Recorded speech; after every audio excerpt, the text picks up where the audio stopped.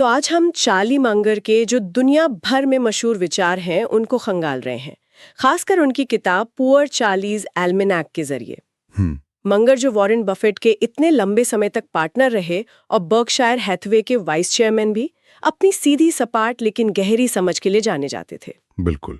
और ये किताब मतलब सिर्फ पैसों या निवेश की नहीं है, ये तो जीवन जीने, सोचने और बेहतर फैसले लेने का एक पूरा नजरिया देती है। हाँ, इसमें असल में पीटर कॉफमन ने मंगर के कई सालों के भाषणों और लेखों को इकट्ठा किया है। अच्छा। तो हमारी कोशिश यही रहेगी कि मंगर के कुछ सबसे जरूरी सिद्धांत समझें जो किसी के भी काम आ सकते हैं, मतलब चाहे उनका फील्ड कोई भी हो। हाँ, और उनका एक बहुत ही कह सकते हैं बुनियादी आइडिया है बहुविषयक सोच, मल्टी डिसिप्लिनरी थिंकिंग। बिल्कुल। उनका मानना था कि किसी भी समस्या को सिर्फ एक ही चश्मे से देखना, जैसे सिर्फ इकोनॉमिक्स से या सिर्फ इंजीनियरिंग से, ये काफी नहीं है। दुनिया को एक छोटे से छेद से देखने जैसा है ना? हाँ, उनका सुझाव था कि हमें अलग अलग विषयों से, जैसे साइकोलॉजी, फिजिक्स, हिस्ट्री, बायोलॉजी वगैरह, इनके जो बड़े और बुनियादी सिद्धांत है ना, उनको समझना चाहिए।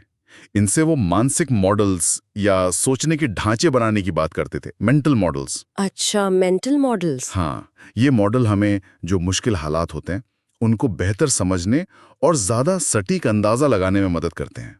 मतलब अलग अलग औजारों की तरह। बिल्कुल। असली ताकत इन अलग अलग मॉडल्स को एक साथ इस्तेमाल करने में है, तभी पूरी तस्वीर दिखती है। और यहीं पर बात और दिलचस्प हो जाती है जब मंगर इंसानी फैसलों में होने वाली गड़बड़ियों पर आते हैं। Psychology of human misjudgement. हाँ, ये बहुत महत्वपूर्ण है। उन्होंने इस बात पर बहुत जोर दिया कि हम इंसान सोचने में अक्सर कुछ तयशुदा गलतियां करते हैं, जिन्हें वो बायसेस कहते थे। बिल्कुल। और ये समझना किसी भी फैसले के लिए बहुत जरूरी है। उन्होंने कई तरह के बायसेस गिनाए हैं। जैसे एक है सोशल प्रूफ, मतलब वो करना जो सब कर रहे हैं, ये सोचकर कि भाई भीड़ सही होगी। हाँ, होता है अक्सर। या फिर इंसेंटिव कॉज्ड बायस, जब कोई इनाम या अपना फायदा हमारे फैसले पर हावी हो जाए। जैसे मान लो कोई डॉक्टर महंगी जांच लिख दे क्योंकि उसमें उसका कमीशन है। ओह, ये तो खतरनाक है। बिल्कुल।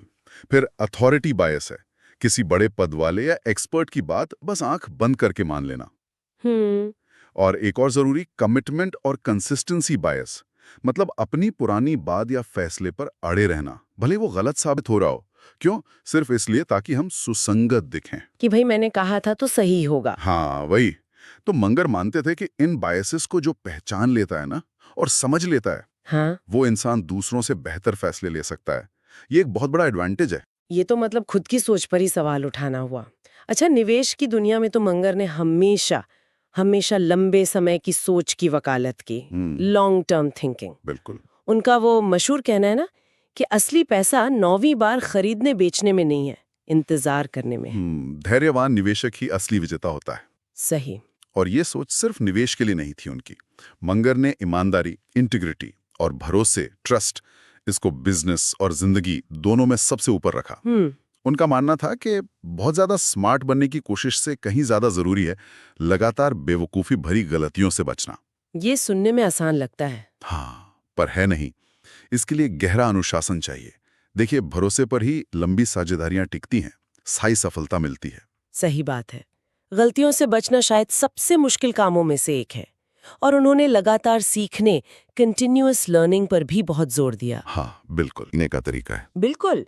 और किताब का नाम भी तो बेंजामिन फ्रैंकलिन की पुअर रिचर्ड्स एल्मेनाक से प्रेरित है, जो मंगर के वो मजाकिया अंदाज और गहरी सोच दोनों को दिखाता है। हाँ, वो तो है, पर यह भी ध्यान रखना चाहिए कि ये किताब कोई हल्की फुल्की चीज नहीं है। अच्छा। 500 से ज्यादा पेज हैं और कई जगह थोड़ी जटिल भी लग सकती है, खासकर अगर कोई पहली बार पढ़ रहा हो। ये कोई फटाफट गाइड नहीं है, बल्कि विचारों का एक खजाना है जिसे धीरे धीरे सोच समझकर पढ़ना होता है।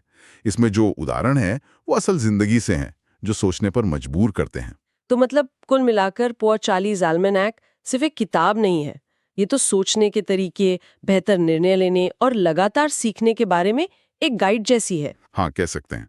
ये सिखाती है कि हम अपनी दिमागी कमजोरियों से कैसे बचें, लंबे समय का नजरिया कैसे अपनाएं और अलग-अलग विषयों की समझ का इस्तेमाल कैसे करें। निश्चित रूप से ये उन सभी के लिए बहुत काम की साबित हो सकती है जो निवेश में, साइकोलॉजी में, बिजनेस में, या बस अपनी सोचने समझने की क्षमता को बेहतर बनाना चाहते हैं। हाँ, यह हमें इस सवाल पर सोचने को मजबूर करती है कि असली बुद्धिमत्ता क्या है।